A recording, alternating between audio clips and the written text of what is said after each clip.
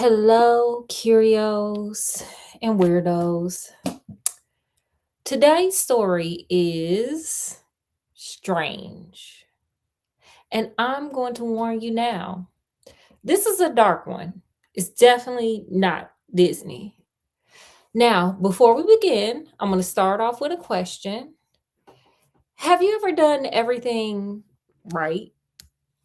Have you protected people? Have you ever kept secrets? Have you ever saved their lives? Only for them to turn around and think you're wrong and you're the villain? Scott, has that ever happened to you? Probably. Mm. I know there's somebody somewhere out there. Maybe y'all know. No, nobody. No. Okay. Well, welcome to our Fairy Tale Friday.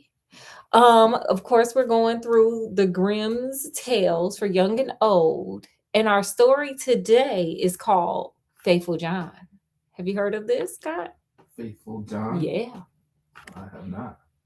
Well, that's okay. Are you feeling a little suspicious? Sure. Yeah, me too. The title's got me suspicious because whenever somebody has to tell me that they're faithful, I'm immediately looking around like, okay, what happened? Who convinced you? Who suckered you into this foolishness? And there's one more thing, y'all. Y'all know I've been in my psychology era. So don't let the castles and the kings fool you. I don't read fairy tales, baby. I read the people. And everybody in the story is definitely telling on themselves. You got a prince who falls in love with a picture. You got a princess who can be distracted by a lot of gold. We got magical crows that knows everybody's business and the latest tea. And somehow have the strangest NDA, that's a non-disclosure agreement for those who don't know, in history. Okay. Yeah. So here's what I'll tell y'all paying attention to, or here's what I'll tell y'all to pay attention to while we read. Who's really loyal? Who's manipulating? Who's projecting? Who's rescuing? And the biggest question of all is this one. Y'all ready for it? Get up here, Oreo Junior Junior. When somebody's helping, or when does helping somebody become sacrificing yourself? Y'all ready? All right. We're gonna throw Oreo Junior Junior back there. Y'all grab your snacks, adjust them crowns, do what you need to do. And let's see what kind of mess we get from the Grimm's brothers this time. And again, the title is definitely true. This is a warning. This one is traumatic, it's trauma. It has some very not so good, topics, all that good stuff. But hey, we here. I already warned y'all. All It's right. not Disney. Okay, y'all ready? Faithful John. Once there was an old king who felt sick and thought, most likely I'm lying on my unalive bed. That's sad. Mhm. Like, dang. Okay, sir, you really sick. He said, send me Faithful John. Faithful John was his favorite servant, so called because he had always been so faithful. Okay, he's submissive. When he came to the bedside, the king said, Dear Faithful John, I feel that my end is near. Only one thing weighs on my mind. My son is still at the age when he doesn't know what's best for him. I won't be able to close my eyes in peace unless you promise to teach him everything he needs to know and to be a foster father for him. I'll be like, how much do this job pay, baby? Mhm. Faithful John replied, I will never desert him. I'll serve him faithfully, even at the cost of my own life. The old king said, Now my mind is at rest and I can unalive in peace. And he went, After my unaliving, you must show him the whole palace, every room and hall and vault, and the treasures in them. But, here we go with that but, it's always a but. You mustn't show him the last room on the long corridor where the portrait of the princess of the golden roof is hidden. If he sees that picture, he'll be overcome with love for her. He will fall into a faint, and later on, he will face great perils for her sake. Girl, what you look like? Maybe I need to get a facelift and look like that. Have all the boys running for me. Yeah. I can get a gold roof. You must protect him from that. When faithful John had given the king his hand and repeated his promise, the king fell silent, laid his head on a pillow, and unalived. R.I.P. to the king. After the old king was buried, faithful John told the young king what he had promised his father on his deathbed and said, "That promise I will keep, and I will be faithful to you as I was to him, though it cost me my life." I feel like we shouldn't promise that, but okay, faithful John. When the days of mourning had passed, faithful John said to the young king, "Now it's time for you to see your palace. The palace is yours now, and I will show it to you." He led him all over, up and down, and showed him the treasures and magnificent rooms. Okay, it's probably magnificent. The one door he did not open was the door to the room where the dangerous portrait was hidden. How is it dangerous? Because he's gonna fall in love with somebody. Is love bad? The portrait was placed in such a way that it was the first thing you saw when the door opened, because the king was jonesing for this little girl, probably. Because why you got a portrait of the princess up in there, sir? That you don't want nobody to see but you. What is that, a shrine? Anyway.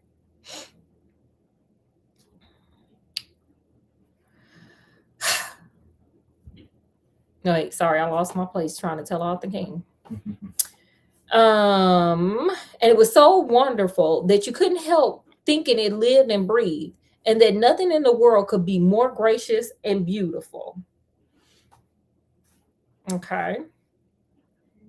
Of course, the young king noticed that faithful Jonas always passed one door by, and he said, "Why don't you open that door?" "There's something inside that will frighten you," he answered. The king said, "I've seen the whole palace, it's mine, and now I want to know what is in that room." He went to the door and tried to open it by force, but faithful Jonas held him back, saying, "I promised your daddy on his unalive bed that I wouldn't let you see what's in that room. It would bring dire misfortune both to you and I." Oh, wait, I gotta look too frisky because this is crazy. "I don't believe it," said the young king. "And if I don't go in, I'm sure it will be the end of me. Day and night I shall have no peace until I've seen it. And now I mean to stand here until you open the door." I'm just gonna say this, and if you're a teenager or if you've been a teenager, you might understand what I'm about to say here. Has anybody ever told you that you can't do something and it made you want to do it more? I feel like that's what this young king is doing. They should have put the picture in the garage or the basement or the attic or the storage or whatever. Like, anybody else think maybe hide the damn picture? Don't keep it in a room. Probably a good idea. Hide it like Christmas presents. Faithful John saw there was no help for it. His heart was heavy, and he sighed mournfully as he took the key from the big bunch. He opened the door and went in first, thinking he would cover the portrait with his body so the king wouldn't see it. Much good it did him. The king stood up on tippy toes and looked over his shoulder. When he saw the portrait of the maiden, so beautiful, so splendid, with gold and jewels, he fell to the ground in a faint. He said, "Oh, girl. Oh." Okay. Faithful John lifted him up and carried him to his bed. I would have left him there. Now it happened. Good God, what will be the end of it? Then he restored the young king with wine. Sir, you ain't had no cognac like they do in Sherlock? Y'all ain't had no cognac? And soon he was himself again. The first words he spoke were, "Oh, what a beautiful portrait. Who is it?" "It's the princess of the gold roof," said faithful John. And the king said, "My love for her is so great. If all the leaves on the trees were tongues, they couldn't describe it." There's a lot of tongues wagging, but okay. I'll stake my life to win her. You are my dear, faithful John. You must help me. And see, this is why you shouldn't just sign up for stuff you don't know nothing about. But okay. For a long while, the faithful servant pondered, how should they go about it? For even at for even to approach the princess, there was no easy matter. When at last he thought of a way, he said to the king, all her chairs, tables, bowls, cups, and dishes, everything she keeps around her is gold. Okay, sis, like gold. There are 5 casts of gold in your treasure house. Have the goldsmiths of the kingdom work one of them into all manners of vessels and implements, into birds, beasts, and miraculous creatures. Such things will please her. We shall sail to her country and try our luck with them. The king sent for all the goldsmiths, and they had to work day and night until the last marvelous thing were ready. When they had all been loaded on board a ship, faithful John dressed up as a merchant, and the king had to do likewise, so as not to make himself unrecognizable, or as to make himself unrecognizable. Okay, so we got our, we got our outfits on, our spy outfits. We about to go get us a princess, baby. Y'all ready? Yeah, we going undercover. Y'all ready? It's happening.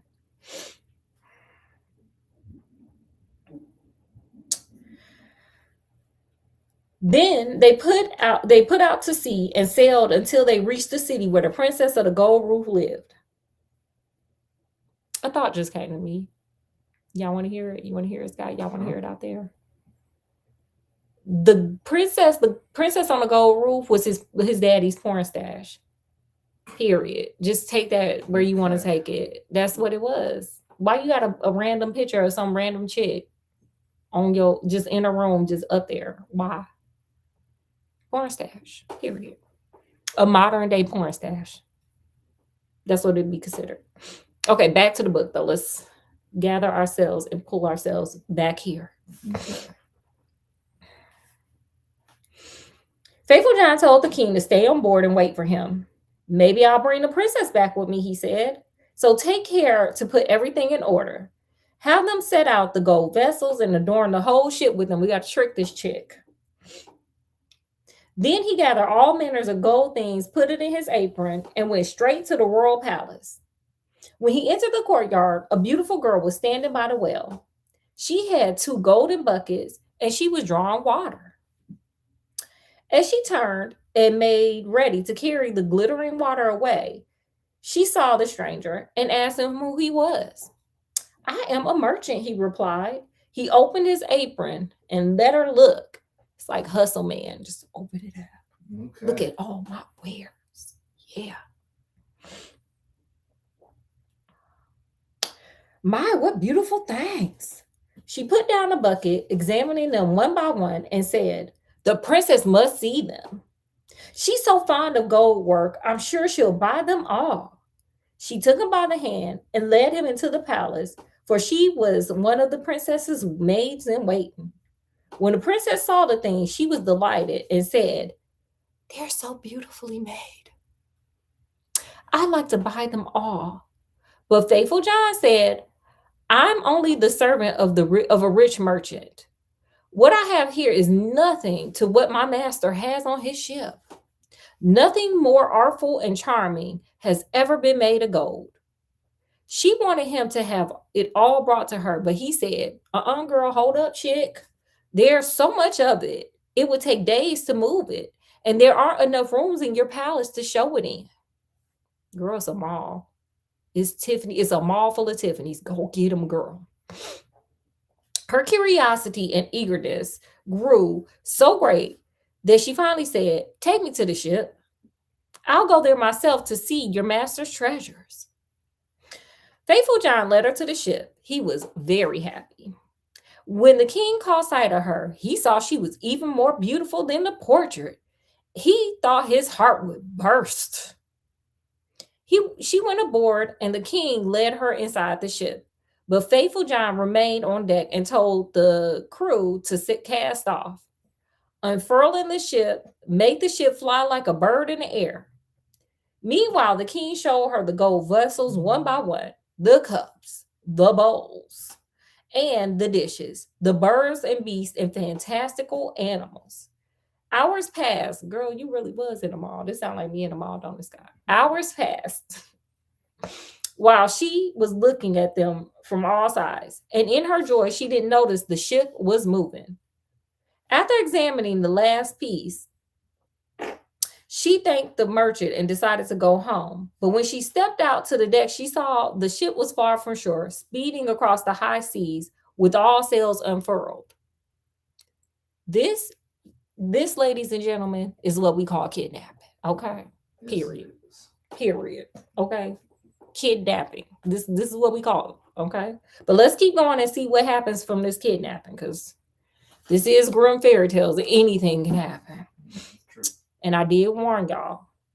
This ain't even the dark part, but let's keep going. Let me get back in these books. Oh, she cried in horror. I've been deceived and carried away. I've fallen into the hands of a merchant. I'll soon unalive. Let me translate that for y'all out there. She's saying she got kidnapped by a broke man. Girl, no more mall for you. But the king took her by her hand. Y'all hand me y'all hands. Give me y'all hands. Put your hands up there. And said, girl, I am not broke. I am not a merchant. I am a king, every bit as well born as you. I've been carried off, or if I carried you off by treachery, which, sorry, you did, it's because I was overpowered by love. Correction, lust, sir, because you was in your daddy porn stash. When I first saw your portrait, I fell to the ground in a faint. At that, the princess of the gold roof was comforted. It don't take much. Her heart spoke in favor, and she gladly consented to become his wife. Yeah, girl, you was relieved, like I'm not with a broke man. But while they were on the high seas, it so happened that faithful John, who was sitting on the bow of the ship playing a tune, saw 3 ravens come flying through in the air. He stopped playing and listened to their conversation, for he knew their language. One of them cried out, "Look, he's taking the princess of the golden roof home with him." Okay. So he is, said the second, but he hasn't got her yet. What do you mean he hasn't got her? Cried the third. He's got her right here in his ship. The first spoke again and said, "A lot of good it'll do him. When they go ashore, a chestnut horse will come running towards him. He'll want to jump on his back. If he does, it will fly away with him, and he'll never see his princess again." That is just like so random, but okay. The second spoke. "Is there no way of saving him?" "Oh, yes. If someone else jumps on quickly, grabs the pistol that's sure to be in the saddle holster, and shoots the horse unalive, I told y'all this was a warning, then the young king will be saved. But who knows that? And if anyone knows and tells him, he'll be turned to stone from the tip of his toes to his knees." Okay. Then the second raven said, "I still know more. Even if the horse is unalive, the young king won't be able to keep his bride." Is he broke? Because she clearly want a man with money and gold. But let's see. When they reach the palace together, he will see a bridal robe laid out in a basin. It will be woven of gold and silver, but it will really be made of sulfur and pitch. Okay. And if he puts it on, it will burn him to the marrow. The third said, "Is there no way of saving him?" "Oh, yes," said the second. "If someone picks up the robe with gloves and throws it into the fire and burns it up, then the king will be saved." But what's the good of that? If anyone knows and tells him, half his body will be turned to stone, from his knees to his heart. What is this, an epidural? Oh, Jesus. Then the third said, I still know more. What you know? Even if the bridal robe is burned, the young bride or the young king won't keep his bride. After the wedding, there will be a ball. While the young queen is dancing, she will suddenly turn pale and fall down as though unalived. Unless someone lifts her up, trigger warning. Okay? Unless someone lifts her up and sucks 3 drops of blood from her right breast and spits it out, she will unalive. Okay. We got to SA people up in this story, period, to keep them alive. But if someone knows and tells, his whole body, from the top of his head to the tip of his toes, will turn to stone. When the ravens had said all that, they flew away. Thank God they flew there to say this. Oh my God. Faithful John had understood every word. From that time on, he was silent and sad, because if he didn't tell his master what he had heard, his master would come to grief. And if he did tell him, he would be forfeiting his own life. In the end, he said to himself, I will save my master, even if I die, if I unalive for it. This is why I wouldn't have signed up for this task and said I'll put my, my life on the line. He shouldn't have, but okay, whatever, sir, you got this. When they went ashore, it so happened that the ravens had predicted came true. A magnificent chestnut horse came galloping towards the king. Look, cried the king, this horse will carry me to my palace. He was about to mount the horse, but faithful John was too quick for him. He swung himself into the saddle, drew the pistol from the holster, and pow! Shot the horse unalive. Oh.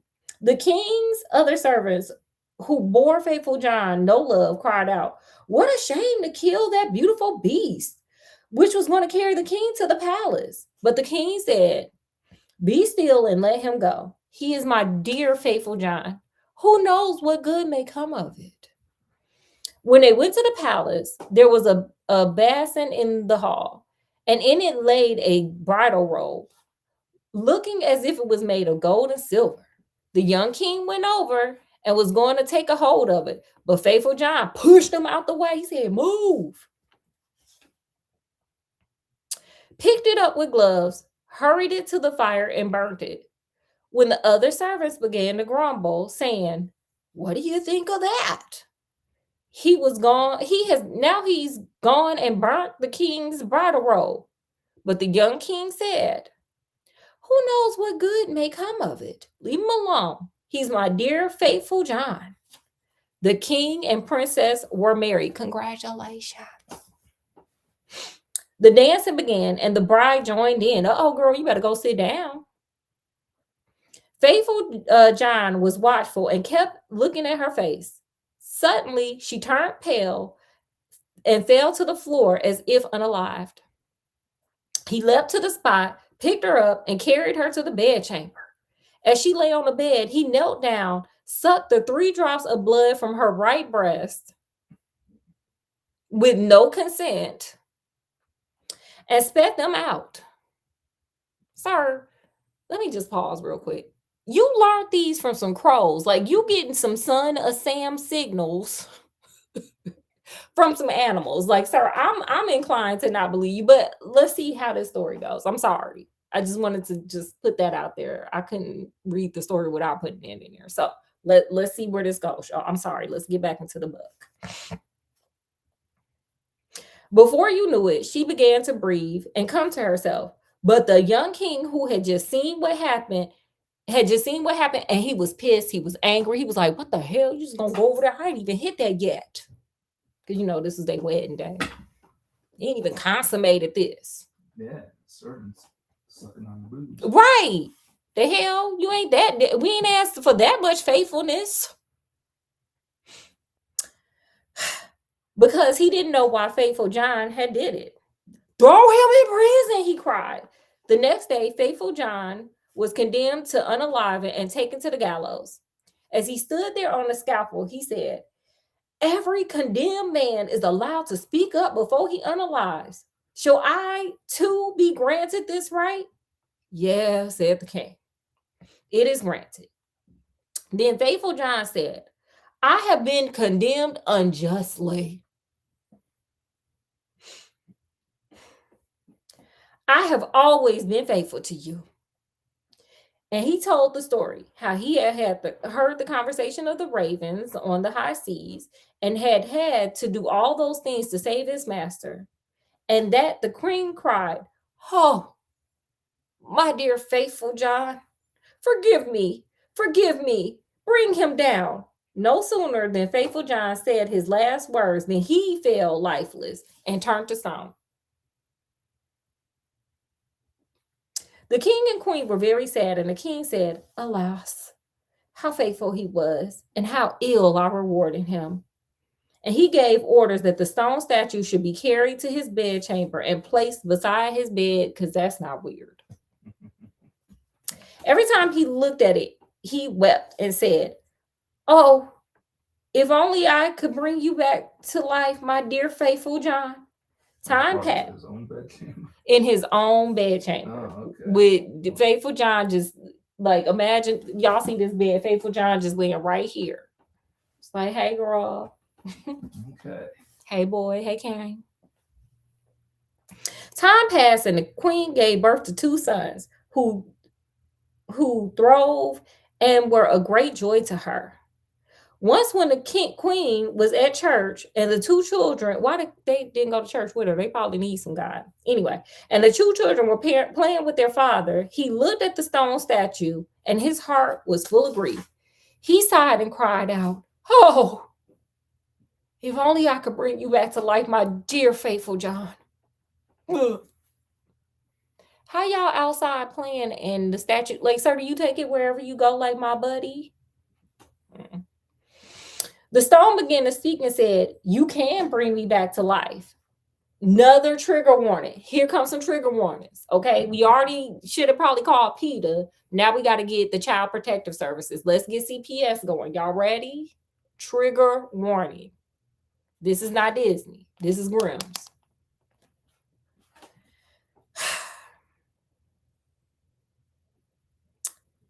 You can bring me back to life, but you must sacrifice what you love the most in the world. The king cried out, for you, I'll give anything I have. Clearly, because I keep your statue next to my bed every night. The stone spoke again. If with your own hands you cut both your children's heads off and dab me with their blood, I shall come back to life. Okay. Where is Walt Disney to help us smooth out the rough edges of these stories? Disney, come back, honey. We need you because these stories are violent, deranged, and crazy, honey. Okay. Anyway, the king was horrified when he heard that he would have to unalive his beloved children, which is crazy. But remembering how faithful John had been and how he had unalived for him, he drew his sword and cut the children's heads off with his own hand. I told y'all this was violent. I warned y'all. It's in the title. I've warned you over and over again. Sunday Funday School is like this too, y'all. Okay. When he had dabbed the stone with blood, it came back to life, and Faithful John stood before him, hale and hearty. He said to the king, your fidelity shall not go unrewarded. He took the children's heads and set them in place and dabbed their wounds with their own blood. In an instant, they were whole again, jumping about and playing as though nothing had happened to them. I'm sure it was traumatic when they went to the other world and was there for a little bit.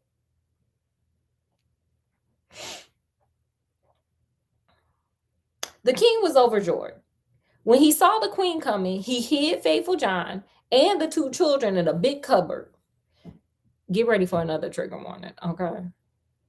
As she entered the room, he said to her, did you pray when you were in church? Yes, she said.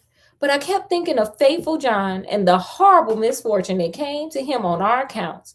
He replied, "Dear wife, we can bring him back to life, but it will cost us our 2 sons. We shall have to sacrifice them." The queen grew pale and horror gripped her heart, but she said, "We owe it to him for the way he was sucking on my boob." No, I'm kidding. That's not what. We owe it to him for being so faithful. Delighted to hear that she felt the same as he had. So both of y'all was willing to take y'all children out for this man. Guess so. Or y'all a throuple? Jesus. Okay, but let me finish this. Let me take this home. He went and opened the cupboard. Out stepped the children who were resurrected like Jesus, and faithful John, who was resurrected like Sarah, who turned to salt. And the king said, "God be praised. He is saved. And we have our sons again, too." He told her how it had all come about. After that, they lived happily to the end of their lives as a throuple, period. Wow. Sexy, sexy, baby. That was a tough one, y'all. I'm sorry. But that's the fairy tales we got here. Y'all know how we end this thing. What it stood out to you? If you could talk to any of the characters, what would you say? What would you like to share? All that good stuff. You guys get the comment section for that. Scott, you get to tell the people what you think. I'm still processing. You want me to go first and then you go? Yeah, you can go. What stood out was don't be faithful to people. No, let me change that. What stood out to me is this. Sometimes when you are doing the right thing, it looks like the wrong thing to people, especially if you don't clue them into what you're doing. So I think that's what happened to faithful John. He was super faithful and he couldn't let them know. The crow said, "You're going to turn the stone if you let them know." He didn't do it. He took one for the team and he was punished for it twice. So sometimes when you're doing the right thing, sometimes you don't get the praise behind it. But what I learned is, y'all ready for this? Scott, you ready for what I learned? I'm ready. Real fairy tales are dark as hell, and Disney softened a lot of the horror, period. I can go with that. Because, honey, who knew? Okay, you ready for what you learned, who you would talk to? Care to share? I